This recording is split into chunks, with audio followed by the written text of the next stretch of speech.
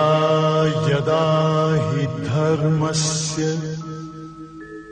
ग्लानिर्भवति भारत अभ्युत्थानम् अधर्मस्य तदात्मानं सृजाम्यहम् परित्राणाय साधूनां विनाशाय च दुष्कृताम्। ब्रह्म ज्ञान राजाओं महाराजाओं को पहले प्राप्त होता था, गुरु की कृपा से प्राप्त हो रहा है। हम लोगों के दादा भगवान के 147 पॉइंट्स अनमोल वो चल रहे हैं। कल हुआ था हम लोगों के दादा भगवान के पॉइंट्स जो चल रहे हैं, कल पढ़ा गया था 35 नंबर पॉइंट।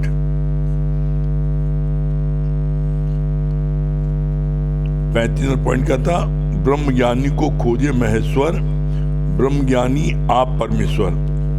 इसके बाद 36 नंबर पॉइंट कल पढ़ा गया था, सहज मिला दूध बराबर, खींच लिया तो खून बराबर। आज 37 पॉइंट हैं। वैराग्य त्याग की ताकत पर ही मन की खुशियां हैं। क्या बोला? वैराग्य 37 पॉइंट्स है। वैराग्य त्याग की ताकत पर ही मन की खुशियां हैं। क्या मतलब हुआ? कितना अच्छा इसको गुरु जी ने बताया। इसको गुरु जी ने बोला वैराग्य। वैराग्य जो है ये 2 प्रकार का होता है। एक दुनियावी वैराग्य दुनिया से, और एक होता है आध्यात्मिक वैराग्य। जो दुनिया का वैराग्य है उसे क्या बोलते हैं? जब किसी से हमको अतिशय मोह होता है और वो इस संसार चला जाता है, तो 10 दिन 13 दिन 3 दिन जो हम बैठते हैं उसके शोक में, वो हमारा दुनियावी वैराग्य है, जिसको बोलते हैं क्षणिक त्याग। वैराग्य होता है क्षणिक वैराग्य। जैसे किसी इकलौते बेटे का शरीर शांत हो गया। ये सब हम लोगों ने जीवन में प्रैक्टिकल घटित देखा है। किसी व्यक्ति का इकलौता बेटा शरीर शांत हो गया, इतना व्याकुल, इतना दुखी कि अब मैं जिंदा रह के क्या करूंगा।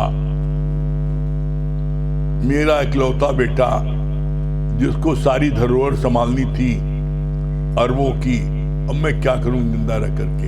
ये हो रहा था आत्महत्या कर ले, रो रो के बुरा हाल। हम लोगों को पता लगा, हम लोग उनके घर गुरुजी के ज्ञान को जब बताने गए, जब ज्ञान बताया तो वो एक एक रोम से शुक्राने माने थे। वाह, इतना अच्छा ज्ञान, हमें तो ये ज्ञान न मिला होता, हम तो जान दे देते, सुसाइड कर लेते। ऐसा लगे कि ये जो है बिल्कुल परम ज्ञानी हो गया है। इतने ललक से ज्ञान सुन रहे थे।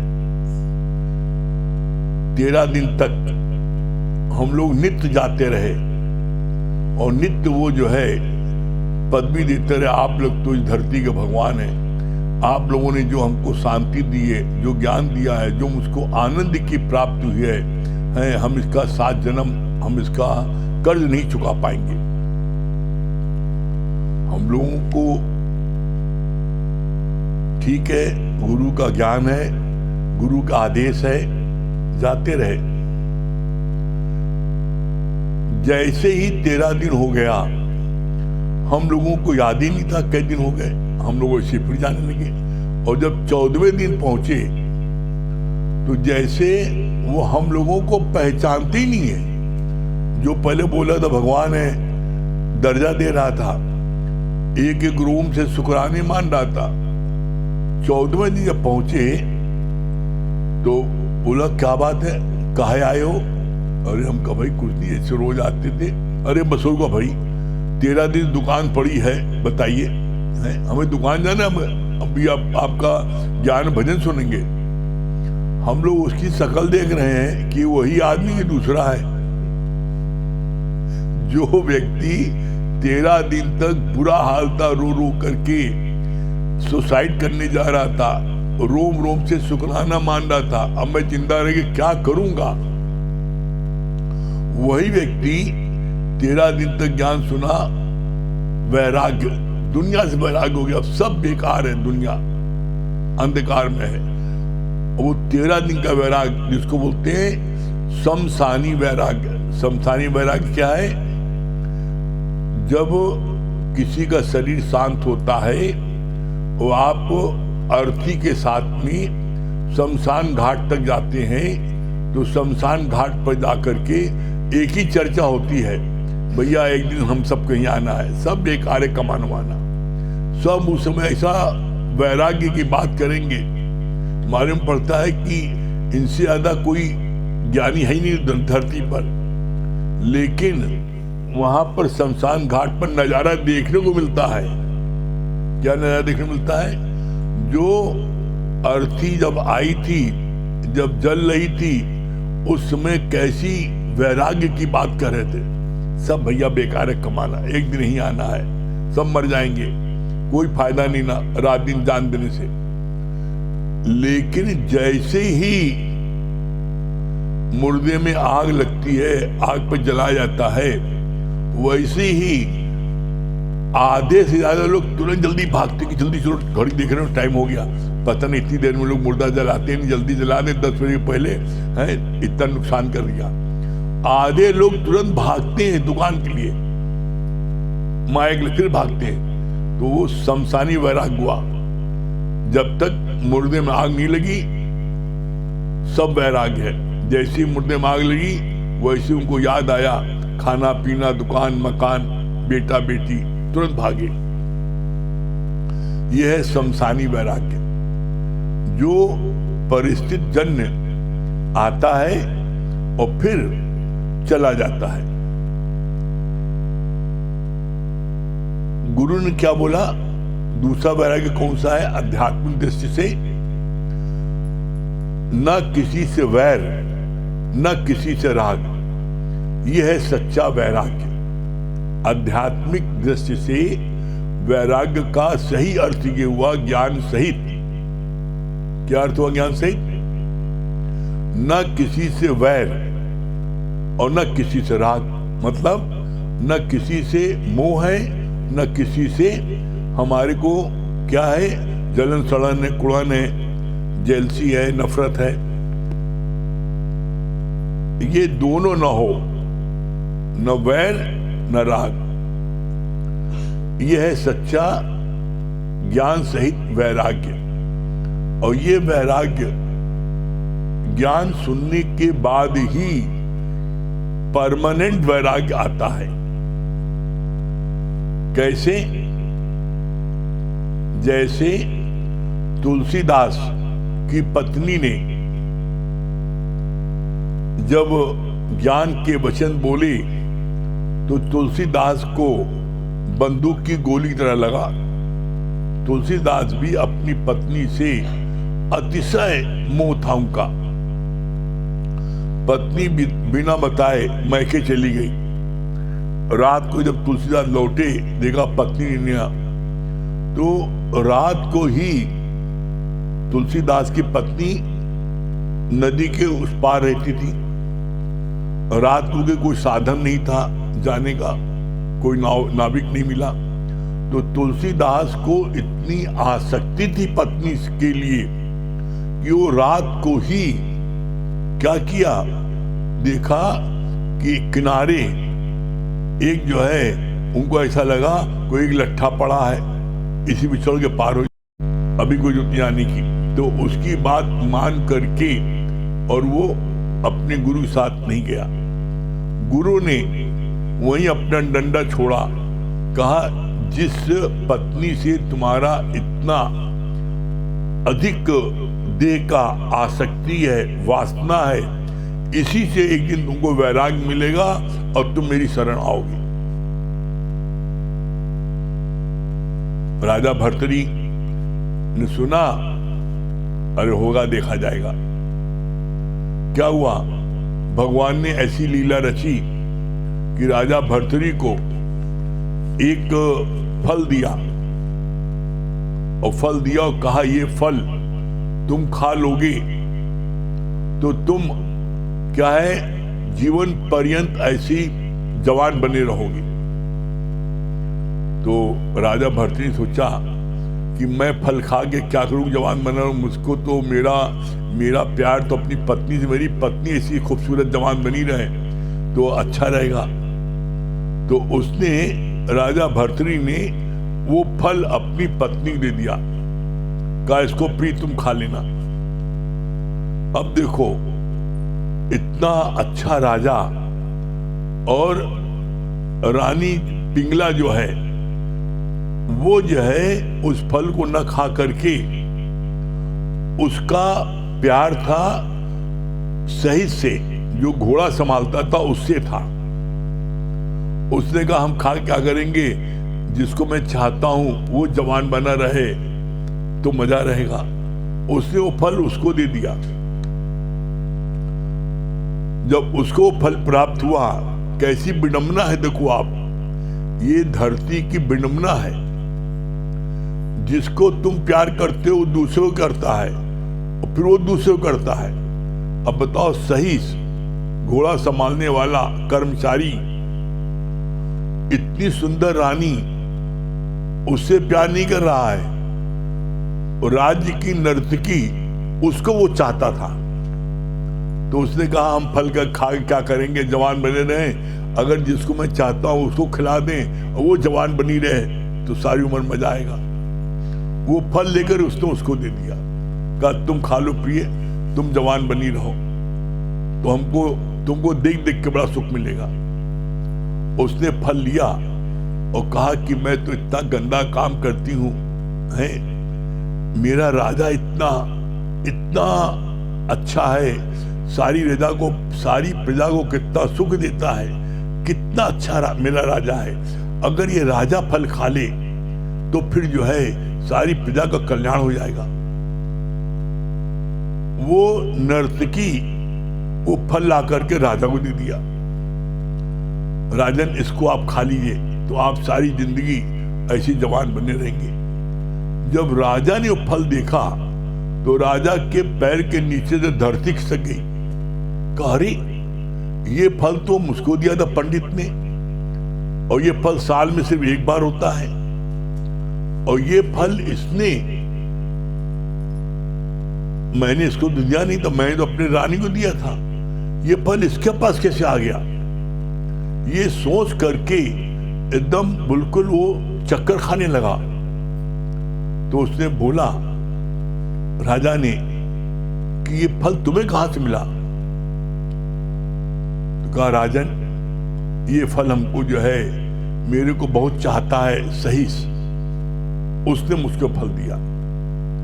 अब सहीस को बुलाया गया, तुम्हें फल कहां से मिला।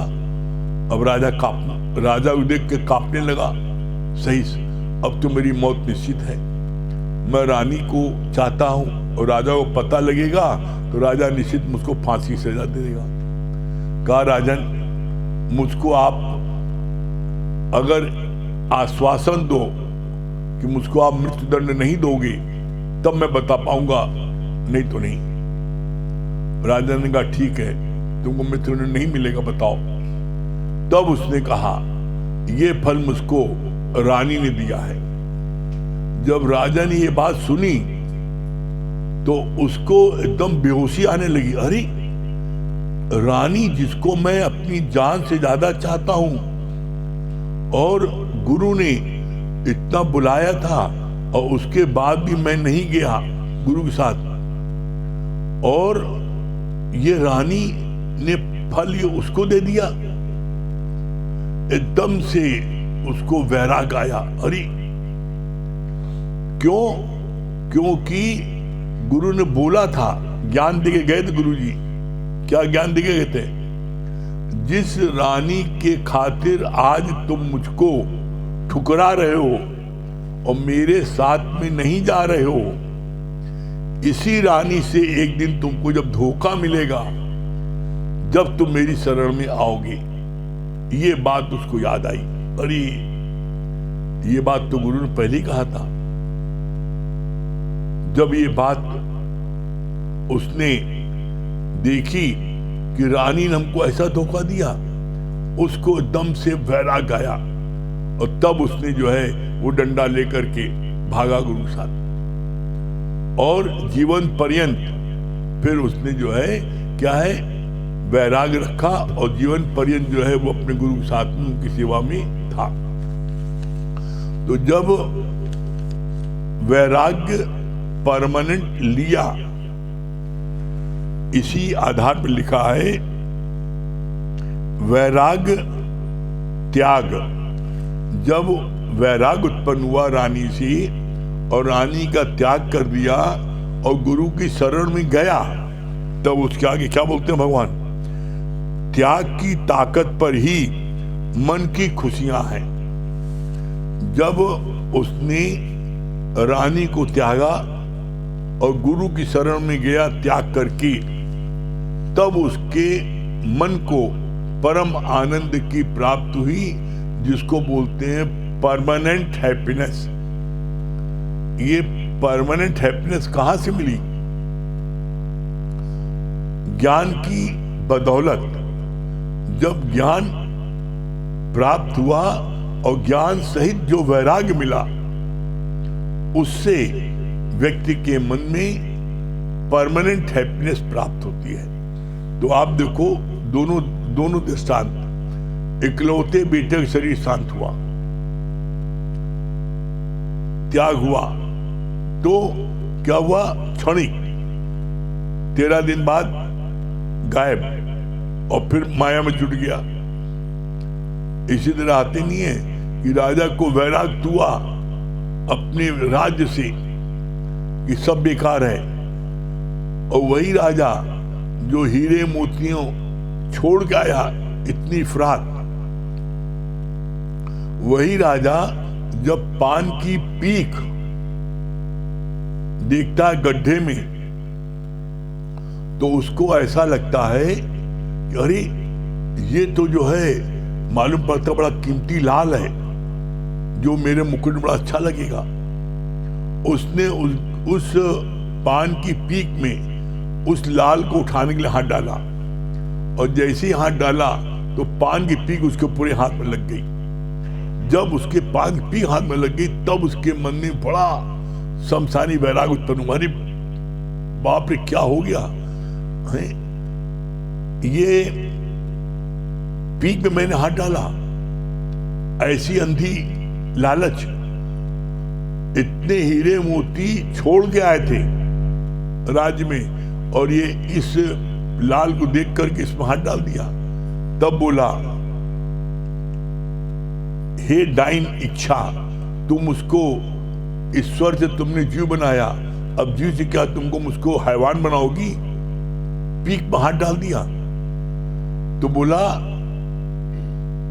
जब तक ज्ञान प्राप्त नहीं होगा, कौन सा? ब्रह्म ज्ञान, तब तक तुमको परमानेंट वैराग्य नहीं मिलेगा, और जब परमानेंट वैराग्य नहीं मिलेगा तो तुमको परमानेंट हैप्पीनेस भी नहीं मिलेगी।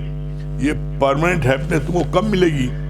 ये बोला परमानेंट हैप्पीनेस मिलेगी वैराग्य की त्याग पर। जब तुम वैराग्य करोगे, त्याग करोगे, तब तुमको ऐसी खुशियां प्राप्त होंगी, तब तुम्हें ऐसी खुशियां प्राप्त होंगी। ये खुशियां जो हैं तुम्हें प्राप्त तभी हो सकती हैं जब तुम ज्ञान सहित वैराग्य लोगे, तो तुम्हें परमानेंट हैप्पीनेस प्राप्त होगी। और परिस्थिति जन वैराग्य लोगे तो वो वैराग्य, परिस्थिति जन जो वैराग्य है, वो वैराग्य आपका कैसा होगा? उसको बोलते हैं शमशानी वैराग्य। शमशानी वैराग्य होता है क्षणिक, उससे आपको परमानेंट हैप्पीनेस नहीं मिलेगी। परमानेंट हैप्पीनेस मिलेगी ज्ञान सहित वैराग्य। इसीलिए बार बार कहा जाता है बिना ज्ञान के हर कोई धोखा खाए, और चाहे निस्दिन पूछे और पूछाए। जब आप ज्ञान प्राप्त कर लेते हो तो फिर आपको सहज में परमानेंट आपको त्याग होता है। भगवान ने बोला इसके लिए बड़ी अच्छी बात बोली।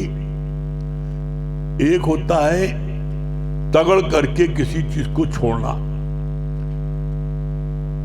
जैसे आप स्प्रिंग के सोफे में बैठे हो, जब तक बैठे हो स्प्रिंग का जो सोफा है वो दबा है, और जैसे ही खड़े हो गए स्प्रिंग फिर अपनी जगह आ जाएगी। इसको बोलते हैं शमशानी वैराग्य। और एक होता है सहज त्याग। सहज त्याग कैसा है?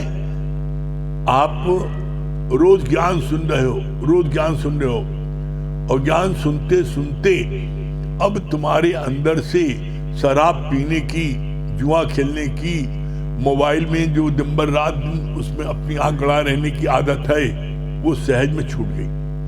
जब गुरु ने आपको ज्ञान सुनाया, बताया कि इससे ये नुकसान है, तुम प्रैक्टिकल 5 मिनट अपनी आंखों में पट्टी बांध लो और अपने घर में चलो फिरो 5 मिनट।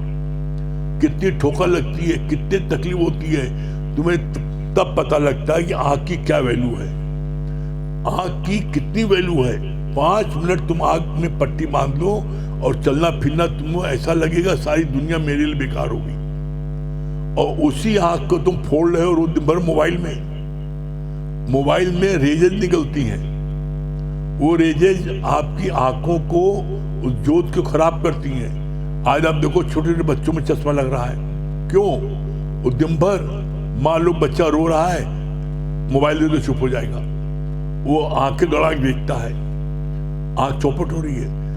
अगर आंख की ये रोशनी समाप्त हो गई तो तुम्हारे लिए दुनिया तो बेकार हो गई, तुम देख ही नहीं सकते, कोई कार्य, तुम्हारी दुनिया एकदम बेकार हो गई, जीवन एकदम बिल्कुल कैसा हो गया, नरकी हो गया। और तुम अनजाने में उसका परिणाम नहीं जानते हो तो ऐसा कार्य कर रहे हो। तुम शराब पीते हो, पता लगता पूरा घर बार चौपट हो गया। गुरु तुम्हें समझाता है, तो गुरु तुम्हें यहां पर क्या है, ज्ञान देता है। कैसे? जैसे एक बच्चे की आम खाने की बड़ी आदत थी, आम छोड़ता ही नहीं था जब तक आम आता था। जब बरसात हो जाती है तो उसमें कीड़े आते हैं, आम होते हैं, नहीं मानता था। माँ बाप बहुत परेशान हो गए, गुरु पास ले गए, कहा गुरु जी ये आम नहीं खाना छोड़ता, इतना समझाते हैं नहीं मानता। गुरु पास पहुंचा, लेके गए, कहा बेटा आम खाओ, आम गुरु जी बड़ा अच्छा लगता है, खिलाएंगे, खाएंगे। कहा बेटा अभी मैं देता हूं। जैसे आम सामने रखा तुरंत खाने को नहीं, गुरु ने कहा नहीं बेटा तुम खाना, एक की जगह तुम 4 आम खा लेना, लेकिन इसको अच्छे से धो के बना करके इसको खाया था। कोई चीज जो बंद होती है उसके अंदर क्या है तुम्हें क्या पता? तुम उसके अंदर में क्या है उसको तुम अच्छे से काट के इसको 4 फांकी कर लो और तब खाओ, मना नहीं ना। अच्छा गुरु ठीक है, बढ़िया। उसकी आसक्ति थी। जहां 4 फांकी काटा तो क्या हुआ? जब 4 फांकी काटा तो क्या हुआ? एकदम से उसके अंदर में बैरागारी, इसमें किलबिल मिला रहे हैं, इसमें कैसे किलबिल मिला रहे हैं? तो वो एकदम से व्याकुल हुआ और उसने कहा आम नहीं खाएंगे। तो वो कीड़ा देख करके आम खाने की उसकी हमेशा की आदत छूट गई। यहां गुरु हमें मना नहीं करता, यहां गुरु हमें क्या करता है? यहां गुरु हमें बस सिंपल हमें उस आम में कीड़ा दिखा देता है। जब कीड़ा दिखा देता है तो उसके बाद हमारा सहज में उधर से ध्यान हट जाता है, हम खाना छोड़ देते हैं। सहज में हम शराब पीना छोड़ देते हैं, भैया नहीं, पूरा परिवार बर्बाद हो जाएगा। तो गुरु बोला ज्ञान सहित वैराग्य। जब ज्ञान सहित वैराग्य मिलता है तो मन की मौज तब होता है। तब बोला वैराग्य की ताकत पर ही मन की खुशियां हैं। जब तुम ज्ञान सहित वैराग्य लेते हो तो तुमको परमानेंट हैप्पीनेस प्राप्त होती है। आप ज्ञान लेते जाओ, बस ज्ञान लेते जाओगे, सहज में आपकी सारी चीजें छूट जाएंगी और आपको परमानेंट हैप्पीनेस प्राप्त होगी। बाकी मर्जी अपनी, ठीक है। बाकी आगे अमित भैया बताएंगे। अमित भैया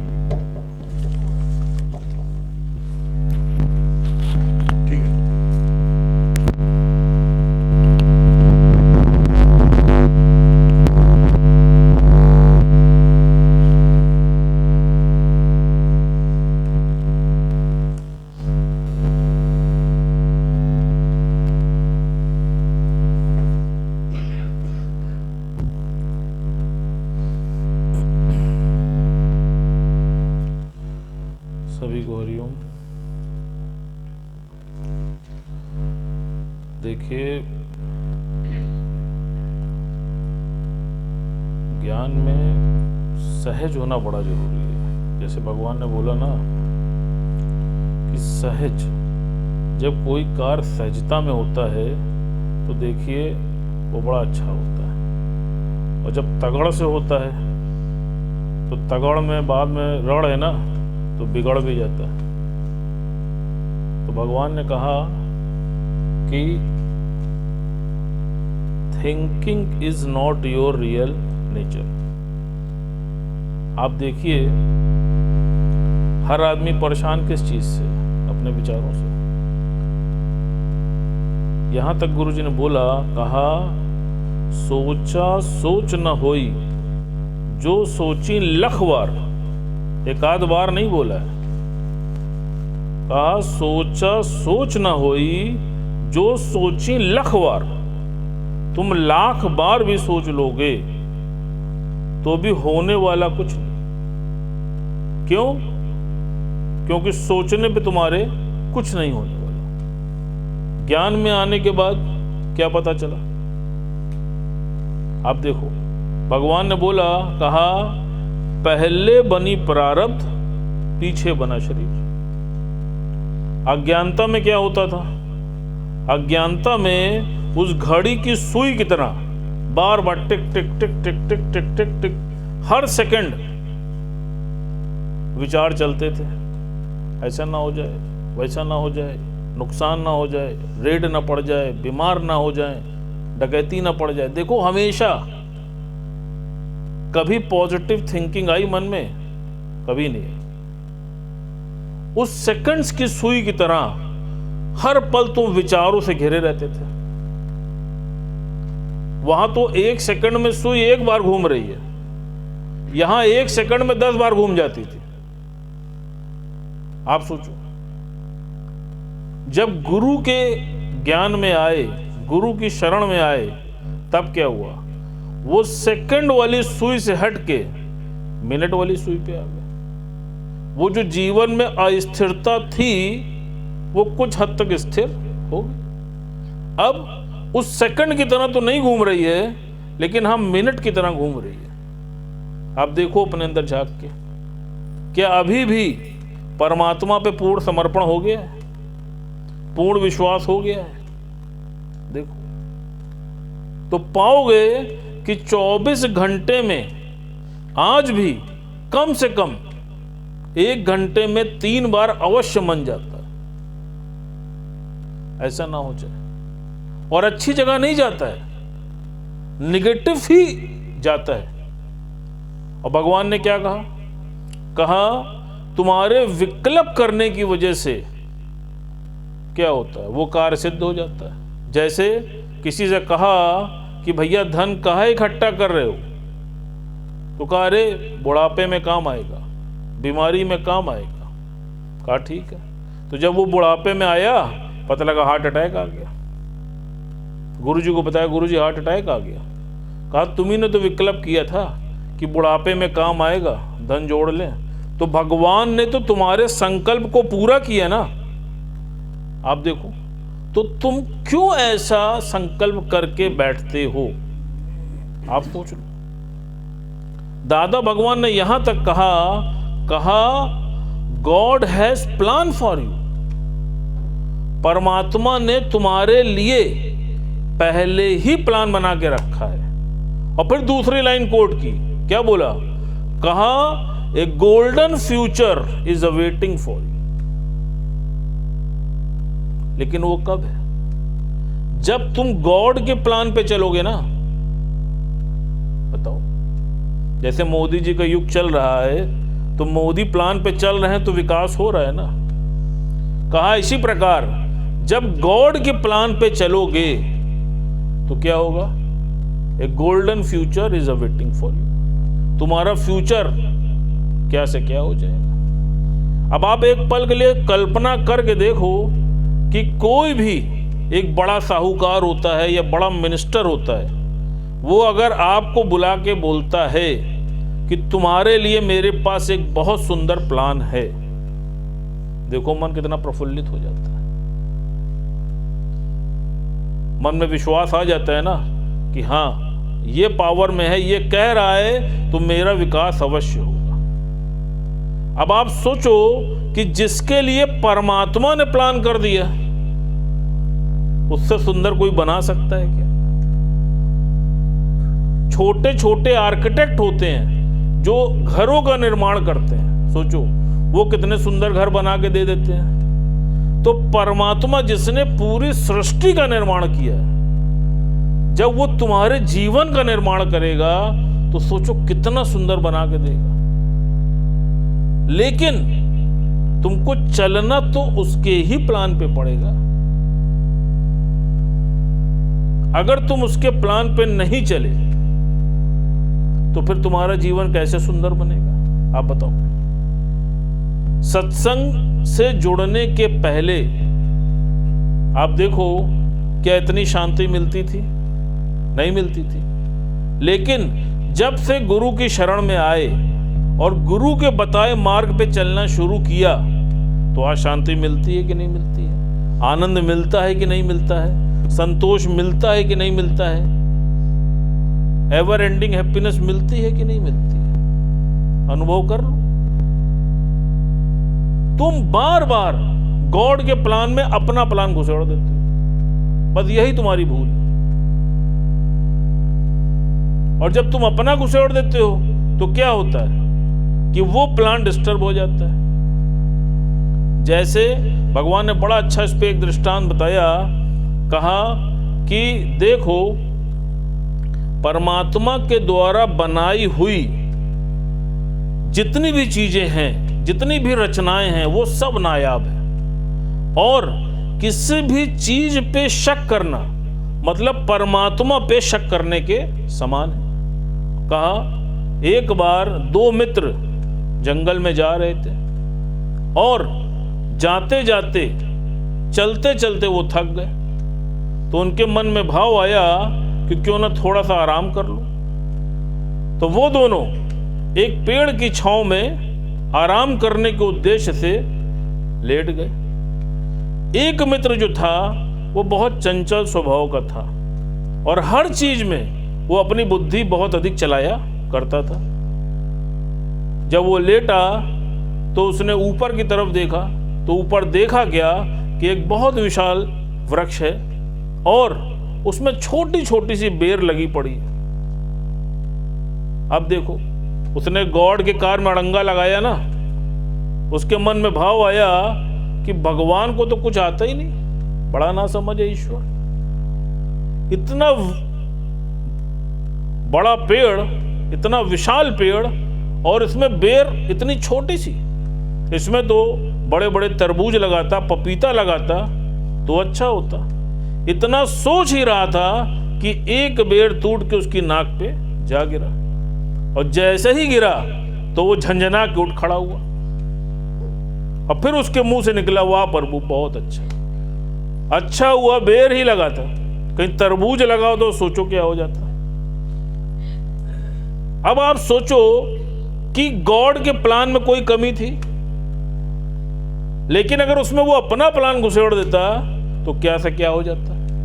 तो कहा ठीक इसी प्रकार जो बुद्धिमान है, जो ज्ञानवान है, जो गुरु के प्रति समर्पित है, वो पहले ही सब कुछ सौंप के बैठा है और वो अंदर से मान के बैठा है क्या, अब सौंप दिया इस जीवन का सब भार तुम्हारे हाथों में है, जीत तुम्हारे हाथों में है, हार तुम्हारे हाथों में। तो जब सौंप दिया तो अब क्या डरना। जैसे अर्जुन ने सौंप दिया ना भगवान कृष्ण को, तो जो भगवान कहते गए वो करता गया ना, किसकी विजय हुई आप देख लो। प्रहलाद का उदाहरण देख लो, उसने परमात्मा को सौंप दिया ना, क्या हुआ। होली आ रही है, होलिका तभी तो मनाया जाता है। सोचो, होलिका जिसको वरदान था वो स्वयं जल गई, लेकिन उसका बाल भी बाका नहीं हो पाया। आप सोचो कितनी यातनाएं उसको दी गई, लेकिन उसका अटूट विश्वास परमात्मा की तरफ था कि नहीं था।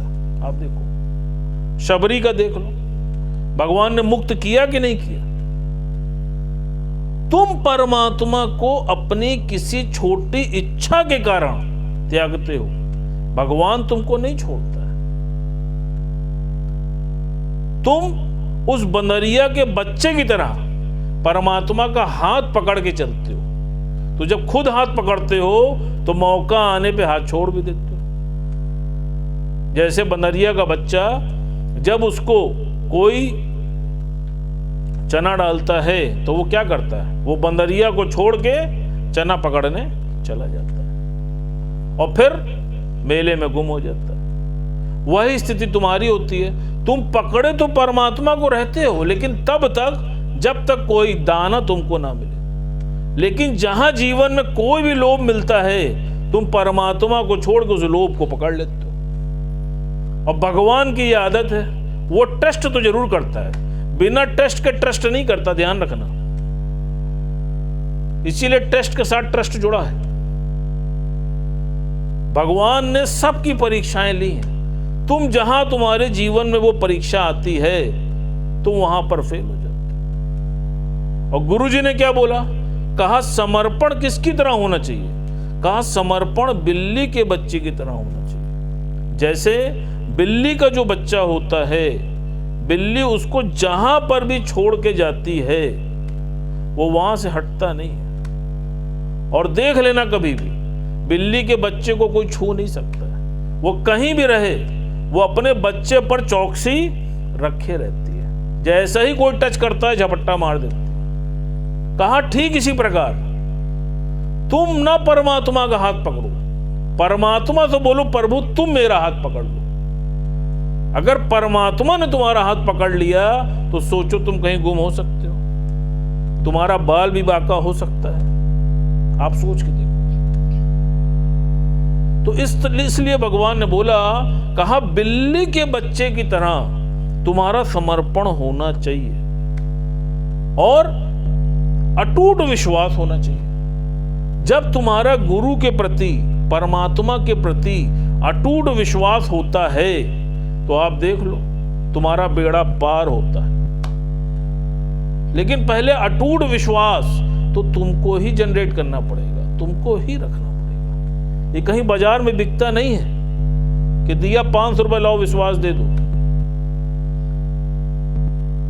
तुम्हारे भाव में तुम्हारा विश्वास होता है। जब तुम्हारा भाव गुरु के प्रति होता है, इसीलिए कई बार बात चली है, अंधी श्रद्धा, अटूट विश्वास और अथाह प्रेम जब तुम्हारे जीवन में होता है तो तुम्हारे जीवन में सब कुछ सहज ही प्राप्त होता है। अब आप देख लो, जिस चीज की भी कमी जीवन में लग रही है उस दिशा में कार्य करना शुरू करो। सफलता निश्चित है और यही तुमको करना है।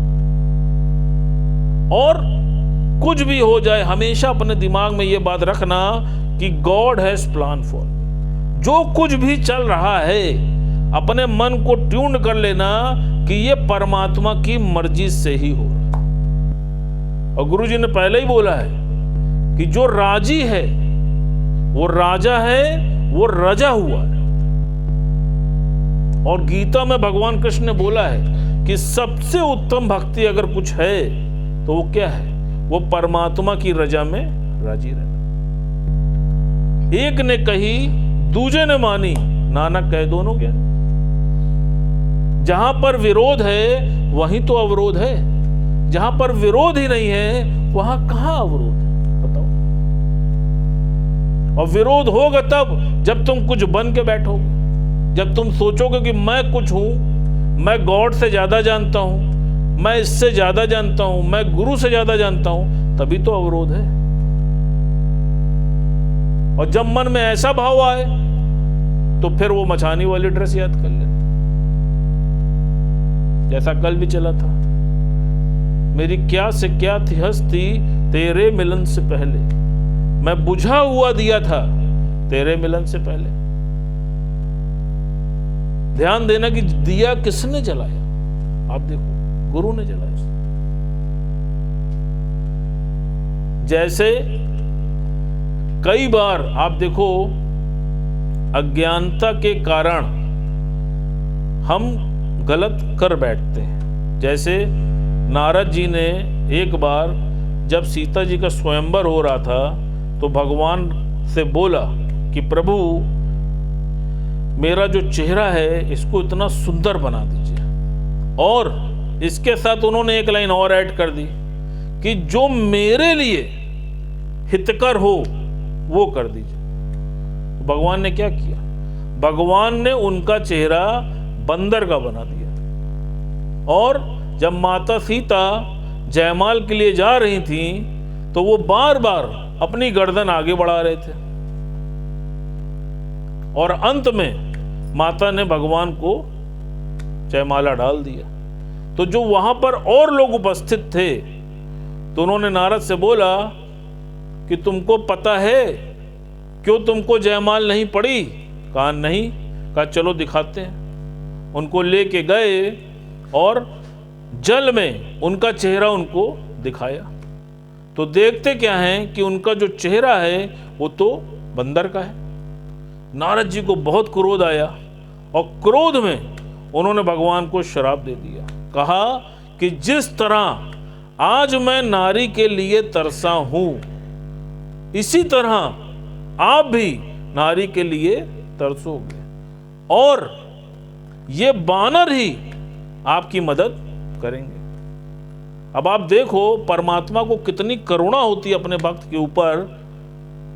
जैसे बात चलती है कि प्रबल प्रेम के पाले पड़कर प्रभु को नियम बदलते देखा, और प्रभु का मान टले टल जाए पर भक्त का मान न टलते देखा। आप देखिए भगवान ने उनका वो श्राप भी एक्सेप्ट कर लिया। आप देखो, और जितने भी भक्त हुए हैं आप बता दो किसी के बारे में कभी किसी का मान टला? भगवान के ऊपर जिसने भरोसा किया तो क्या परमात्मा ने किसी का मान टलने दिया? लेकिन उनका ही, जिनका अटूट विश्वास उनके ऊपर था, जैसे भीष्म पितामह, वो जानते थे कि वो साक्षात ब्रह्म है। उन्होंने बोला था ना भगवान कृष्ण ने कि मैं युद्ध में कोई भी अस्त्र नहीं उठाऊंगा। और वो उनके भक्त थे पितामह। उन्होंने कहा प्रभु मैं आपसे शस्त्र उठवा के रहूंगा। देखो अंत में उठाया कि नहीं उठाया? उनका मान रखा ना। द्रौपदी का जब वस्त्र हरण हुआ, आप सोचो द्रौपदी मतलब पांचाली उनको कहते थे, और जो उनको पांचों पति थे उनसे ज्यादा शक्तिशाली पूरे विश्व में कोई था क्या? आप सोच लो जरा। आपके पास एक शक्तिशाली व्यक्ति होता है तो आप कितना गौरवान्वित महसूस करते हो, कितना अहंकार आ जाता है। उनके पांचों पति को हराने वाला कोई धरती पे नहीं था। उसके बाद भी उनको शरण किसकी लेनी पड़ी? भगवान कृष्ण की। और जब उन्होंने बोला घटघट वासी मेरी लाज बचाओ, तो भगवान ने बचाया कि नहीं बचाया? जिसका भी विश्वास पक्का है, आप समझ लेना उसका परमात्मा से नाता भी पक्का है। और जिसका विश्वास कच्चा है तो फिर कच्चे मकान तो आंधी में ढह जाते। अब देख लो कौन से मकान में रहने की इच्छा है, पक्के या कच्चे? है ना विश्वास? है? चलिए, बहुत कम लोग की आवाज आ रही, सबका मन लग रहा है अभी सेकंड्स वाली सुई में चल रहा है। चलिए, हरिओम।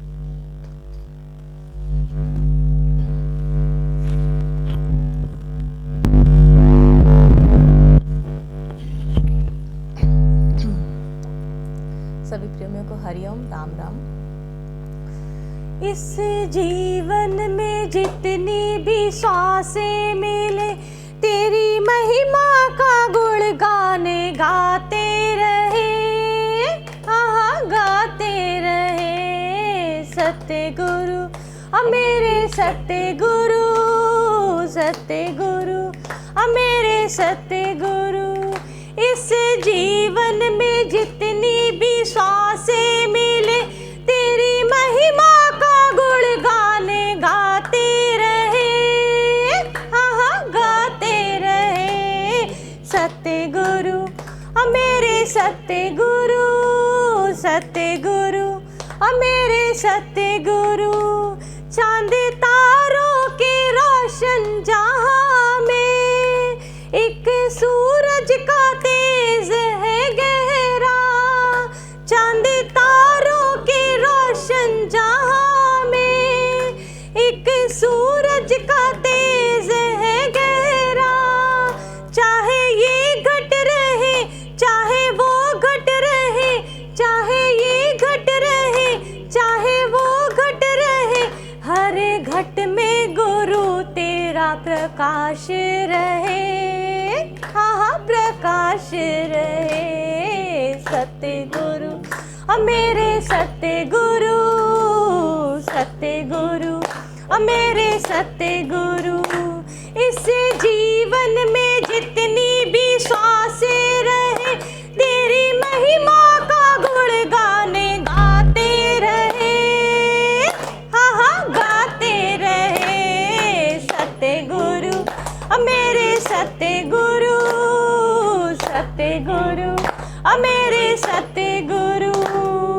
प्यारे गुरु ने किया हमको इतना, आंचल में समाए न जितना। प्यारे गुरु ने किया हमको इतना, आंचल में समाए न जितना। तेरी रहमत तले हम तो पलते रहे, तेरी रहमत तले हम तो पलते रहे। इस मन में गुरु तेरा वास रहे, वास रहे। सत्य गुरु मेरे सत्य गुरु, सत्य गुरु मेरे सत्य गुरु। इस जीवन में जितनी भी सांसें रहे, तेरी महिमा का गुण गाने गाते रहे, गाते रहे। सत्य गुरु मेरे सत्य गुरु, सत्य गुरु मेरे सत्य गुरु। तूने कितनों का जीवन संवारा, मेरे जीवन का तू ही सहारा। तूने कितनों का जीवन संवारा, मेरे जीवन का तू ही सहारा। ना कोई उलझन रहे, ना ज्ञान रहे, ना कोई उलझन रहे, ना ज्ञान रहे। इस मन में गुरु तेरा वास रहे,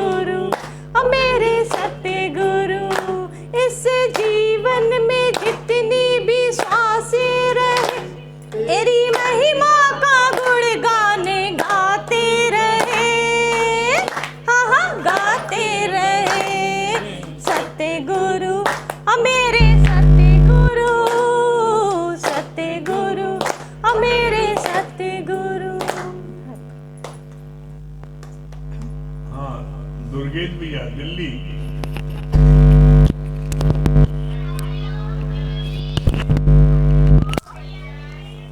हाँ, क्या बता रहे दुर्गेश भैया? बहुत अच्छी बात बताया आपने। ज्ञान से जो वैराग्य मिलता है उसमें परमानेंट हैप्पीनेस मिलेगा, और सांसारिक वैराग्य जो मिलती है उसमें परमानेंट हैप्पीनेस नहीं मिलती। क्षण भर के लिए आदमी उसमें होता है, लेकिन उसके बाद फिर भूल जाता है, फिर माया में भाग जाते हैं। तो ज्ञान से जो वैराग्य मिलेगा उसको परमानेंट हैप्पीनेस मिलेगा। ये बात बहुत अच्छी लगी। हाँ, पूजा जी क्या बता रही हैं? मुझे ये बात बहुत अच्छी लगी ना कि सोचना होवे तो सोचे रखो। हमें सोचने की जरूरत क्या है जब भगवान बैठे हुए हैं। सविता राणा। हाँ, सविता राणा जी। हरिओम गुरुजी, मेरे को ये बात बहुत अच्छी लगी। गुरुजी, जब हम भी सत्संग में आएंगे तो हमारे अंदर जितनी भी बुरी आदतें हैं वो सहज में ही खत्म हो जाएंगी। और ये बात बहुत अच्छी लगी गुरुजी। परमात्मा की रजा में राजी रहना चाहिए। नीतू सिन्हा जयपुर। हरिओम। हरिओम गुरुजी। हरिओम। हाँ, नीतू जी क्या बता रही हैं? गुरुजी, बहुत अच्छा आपने बताया कि वैरागी की ताकत में ही मन की खुशियां हैं। और तुलसीदास जी का अच्छा आपने बताया था कि उन्होंने उनकी वाइफ ने जब उनको कहा इतनी प्रीत मेरी देह से की है, इसकी आयु प्रीत पे अगर काम से कर लेते तो बहुत पार हो जाते। गुरुजी, आज मुझे आपसे एक बात पूछनी है। बोलिए। बहुत दिनों से सोच रही हूँ गुरुजी। मैं इस बात को मान चुकी हूँ, अपने मन को समझा भी चुकी हूँ कि भगवान जो करते हैं अच्छा ही करते हैं। लेकिन आपके पास गुरुजी और सवाल का जवाब है। ये सवाल मेरे मन में बहुत दिन से चल रहा है कि मतलब ये जो मेरे साथ हुआ है इसमें भगवान की क्या इच्छा थी या इसमें क्या अच्छाई है? बस यही सवाल मेरे मन में चल रहा है गुरुजी। अभी तक आपका साथ था उनका। हर एक का समय निश्चित है, कितने दिन किसके साथ रहना है। जितनी भरी चाबी राम ने उतना चले खिलौना। उनकी भगवान ने जितनी चाबी भरी थी उतने दिन तक खिलौना चला। चाबी समाप्त हो गई, खिलौना शांत हो गया। तो हम सबका है ये, जिसने भी शरीर धारण किया है, जिसने भी, भगवान राम आए उनको जाना पड़ा, भगवान कृष्ण आए उनको जाना पड़ा। तो देह तो विनाशी है। जिसने भी देह धारण किया तो बोला देह धरेगा दंडे हर काहू को होए, और ज्ञानी भोगे हंस के अज्ञानी भोगे रोए। जितनी भरी चाबी राम ने उतना चले खिलौना। हर एक की चाबी भगवान ने भरी है, और वो कब तक चलेगी किसी को नहीं पता। हर एक के जेब में रिटर्न टिकट है, किस दिन उसकी तारीख आ जाए नहीं पता। सबको जाना है, किसी को पहले जाना है, किसी को बाद में आना है। तो उनकी भगवान ने जितने दिन तक आपका साथ था उनका है, उनका समय पूरा हो गया, वो चले गए। जैसे ट्रेन में आप एक डिब्बे में 100 लोग बैठे हैं, और जो आपके बोगी में बैठा होता है उससे आपको खूब प्यार से बातें होती हैं, आपस में एक दूसरे को खाना पीना खिलाते हैं, खूब दोस्ती हो जाती है। लेकिन जैसे ही उसका स्टेशन आता, शहर आता है, वो उतरता है, टाटा बाबे करता है, आपसे बड़ी पक्की दोस्ती हो गई। आप कहते नहीं अभी हमारे साथ और आगे चलो, कहने मेरा स्टेशन आ गया, उतर जाता है ना, रुकता तो नहीं है। बस इसी तरह यहाँ है, सारे कर्म प्राणी हमको मिले हैं, लेकिन जिसका जिसका स्टेशन आता जाएगा वो उतरता जाएगा।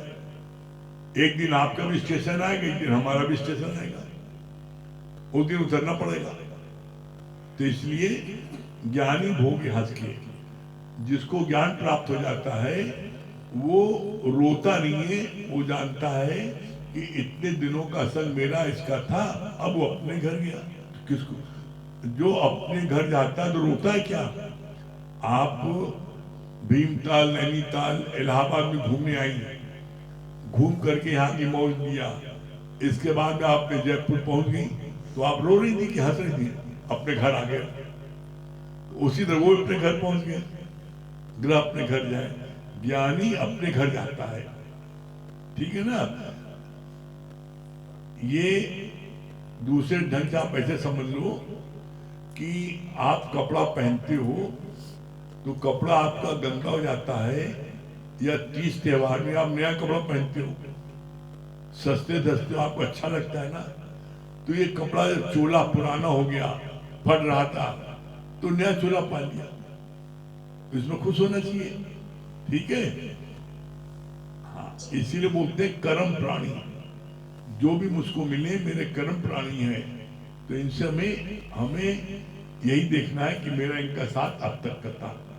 ज्ञान से हमको ताकत मिलती है, सही समझ मिलती है, जिससे हमको जो दुख नहीं होता, ठीक है।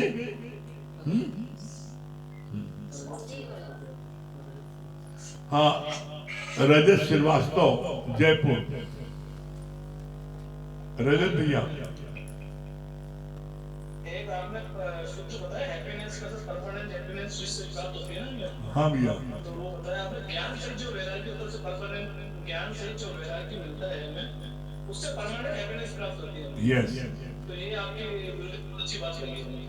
और दूसरा ये था कि जाहि भी दी राखी राम ताई भी दी रही है। हाँ, बहुत अच्छी बात। भगवान ने आपके लिए जैसा आपके लिए सोचा है, उसी प्लानिंग के अनुसार आप चलते रहिए। तो ये बहुत अच्छी बात है। हरिओम। हाँ, आरती मंडल, हरिओम। आरती मंडल दिल्ली।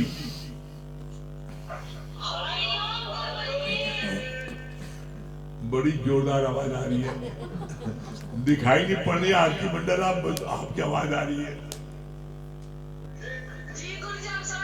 अच्छा, हाँ, क्या बोल रही है? आपके बारे में अच्छे लग रही ना, तो परमात्मा आपके राजा में राजी रहना चाहिए। अभी भैया ने बताया था ना, जो सोचे लाख बार, जो सोचना होगा, जो सोचे लाख बार।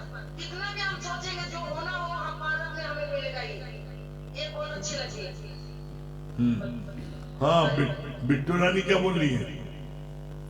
हरिओम गुरुजी, हरिओम अंकल जी। ये बात मुझे बहुत अच्छी लगी ना गुरुजी की हमें एक जाना है, ईश्वर से हैवान और ईश्वर से जीव और जीव से हैवान बनाती है। तो हमें अगर परमानेंट हैप्पीनेस चाहिए तो हमें ज्ञान सहित वैराग्य लेना चाहिए। ये बात बहुत अच्छी लगी गुरुजी। हाँ, क्या बोल रहे हैं बैडमिंटन खिलाड़ी? हरिओम गुरुजी, हरिओम भैया जी। गुरुजी मेरे को ये बात बहुत अच्छी लगी ना, गुरु को सब हर कार्य में जो भी आप कार्य करो उसमें गुरु को आप आगे रखो, परमात्मा को आगे रखो, तभी आप सफल पाओगे। अहंकार कभी किसी चीज का मत करो। ये बात बहुत अच्छी लगी गुरुजी। हाँ, संगीता रानी क्या बोल रही है? हरिओम गुरुजी। हरिओम।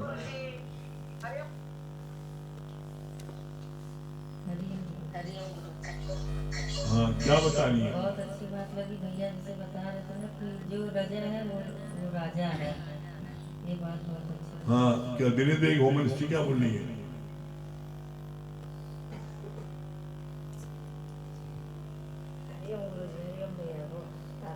बहुत अच्छा लगा ना, जैसे कहते हैं ना, विश्वास रहे तभी हम पक्के बन पाएंगे। हाँ, अनुज भैया, रह जाएंगे। अनुज भैया क्या बता रहे हैं?